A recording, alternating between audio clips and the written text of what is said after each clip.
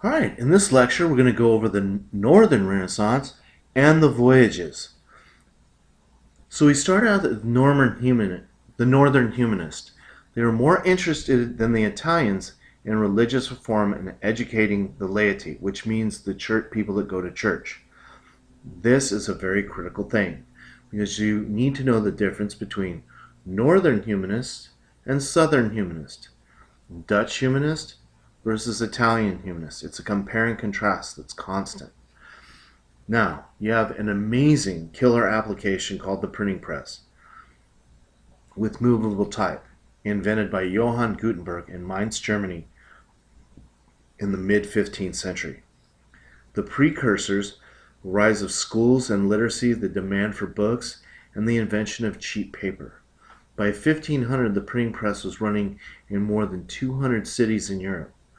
The rulers in church and state now had to deal with more educated, critical public, also a powerful tool of religious and political propaganda. Okay.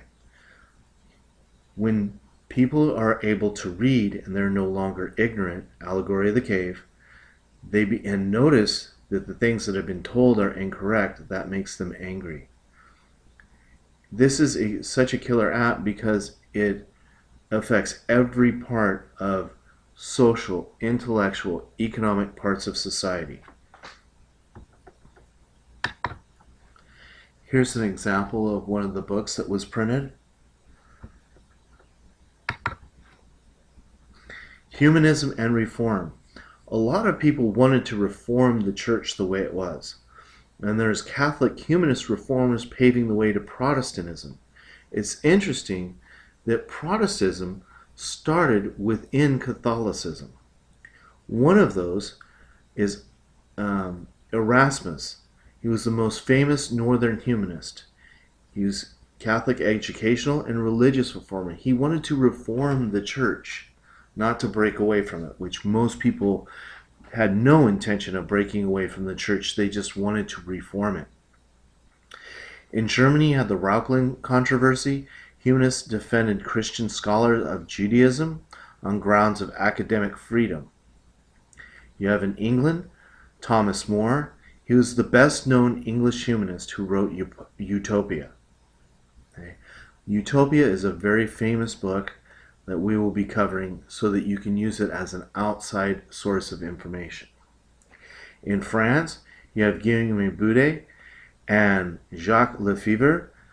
In Spain, you have humanism in service of the Catholic Church. Keep in mind, Spain is the most Catholic of European countries, along with Italy. Francisco Jimenez de Cisneros is a Grand Inquisitor and founder of the University of Alcalá and a biblical scholar. Now, this is a critical part for your free response question. It's the last free response question, and it starts with the Portuguese. In your text, you want to read the part about Henry the Navigator that starts with this heading, Exploration and Empire East and West. So, he was a Portuguese explorer. Now, the Portuguese were exploring the African coasts, leading to sea routes around Africa to Asian spice markets and the African slave trade, which was incredibly profitable. Another name that you can add into that free response question, Bartholomew Diaz, who rounded the Cape of Good Hope. Vasco da Gama, who reached India going around Africa. Next, you have Columbus in 1492, who thought Cuba was Japan and South America was China.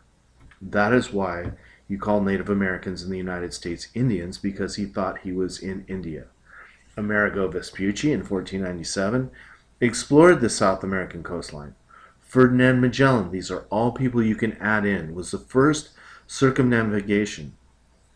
The consequences is 30 years of overseas Spanish Empire. Europe's largest and longest lived trading bloc.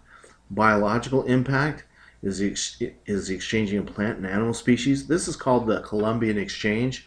Diseases and Native American devastation. One of the things that was brought over was the Black Plague.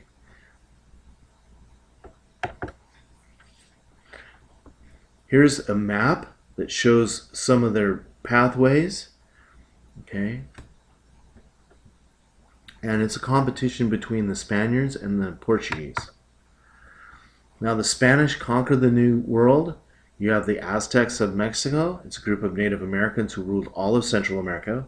They believed in human sacrifice. Hernan Cortez is a Spanish conqueror of the Aztecs. At first, he attempted to make peace with the Aztecs, and then he defeated by the Aztecs and eventually turned around and conquered them. And this is where you get the Aztec Montezuma was killed. If you've ever heard the expression Montezuma's revenge, that's because of it and the trickery that Hernan Cortez had. He has a palace in Morelos in Cuernavaca, Mexico, one of his many palaces. The Incas of Peru is a large Native American empire in the western South America, conquered by Francisco Pizarro, who executed their leader at Atahualpa. Later, the Europeans spread horrible diseases to the Native Americans. Well, yeah, there's no immunities of Native Americans to the bubonic plague. Here's a map from the time period. Here's a picture. You can see the conquistadors on the left and the natives on the right. And this is one of a primary source document of someone who was there and drew it. And if you look really closely, you can see Candide in the back, along with his buddy. Okay, the church in Spanish America, the conquerors wanted to convert the captured native people to Christianity and accept European culture. That was one of the reasons of justification of conquering, was to give the Native Americans the gift of their religion. Some religious leaders felt that the natives were being treated poorly, such as Bartolomé de las Casas, who wrote a huge journal on the events of the conquest. Despite the opposition, the Roman Catholic Church becomes one of the most powerful conservative forces in Latin America, and still is today. Latin America exploitation, mining. The Spanish conquistadors or conquerors mined gold and silver with forced labor, so they enslaved the natives to do the mining. Agriculture on hacienda were large land estates owned by the Peninsulares. These were people who were born in Spain. The Creoles, people of Spanish descent born in America, used forced labor for mining, farming, and ranching. Plantation in the West Indies used slave to get sugar.